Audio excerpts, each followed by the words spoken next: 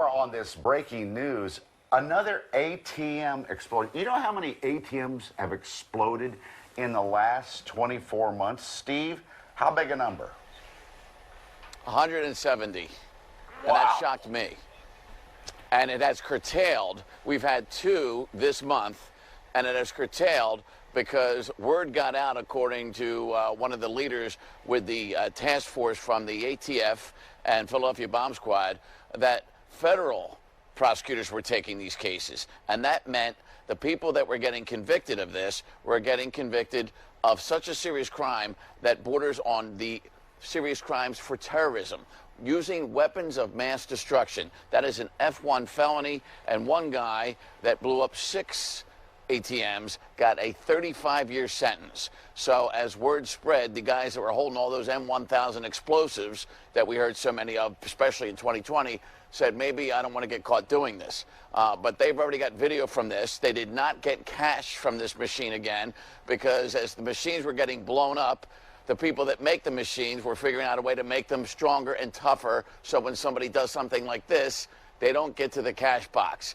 which is the strongest part of the ATM. So it's usually the keyboard, and you always see the paper receipt and the roll, and that's all you get. So nobody's going to make any money with a receipt roll of paper. So where we are is Market Square in Chestnut Hill, and the investigators say they're coming to these banks because these banks have a more wealthier clientele and they carry more money in their ATMs. So you've got a Citizens Bank on one side with an ATM within the wall next to the door. Also, both the Wells Fargo and Citizens Bank have drive-through ATMs. But he picked this standalone ATM, figuring that would be the weakest. And we saw one of these Wells Fargo standalone ATMs on 2nd Street about a year ago, blown apart.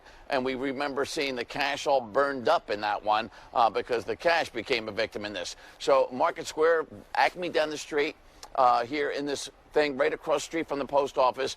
It woke up people beyond Chestnut Hill. The 911 dispatchers got calls from miles away at 4 a.m., some reporting they heard as many as 3 explosions. That may have been just echoing, but people heard this and felt this that don't even live in Chestnut Hill. Fortunately, nobody killed, and you see the investigators here once again looking at this case, and you've got the arson team, you get the fire marshal here from Philadelphia Fire Department, along with that task force made up of people with the Alcohol, Tobacco, and Firearms Office in Philly and the Philadelphia Police Bomb Squad. So here we go again, days before Christmas, Mike. I think somebody needed some cash for some last-minute shopping and did not get it, and now they fear maybe they'll try to get it at another machine somewhere else. And this has been an ongoing thing for the last 10 weeks. People have actually been stealing the entire ATM machines. And why do they do that? Because the machines that are in businesses like a convenience store or a restaurant don't have the fortification, because they're usually figured that it's going to be secure since they're in a business. But guys are going in with guns,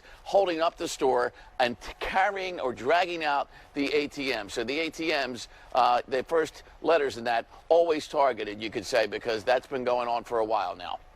Do you think in this particular case that machine is so damaged the thieves actually got money out of it? No, they didn't get any money out of it. There's tens of thousands of dollars still in there. And the money's in the bottom, what you see, and that looks like the bottom's not even burned. It doesn't even look like it's scarred. Wow. Yeah. All right. All that for naught.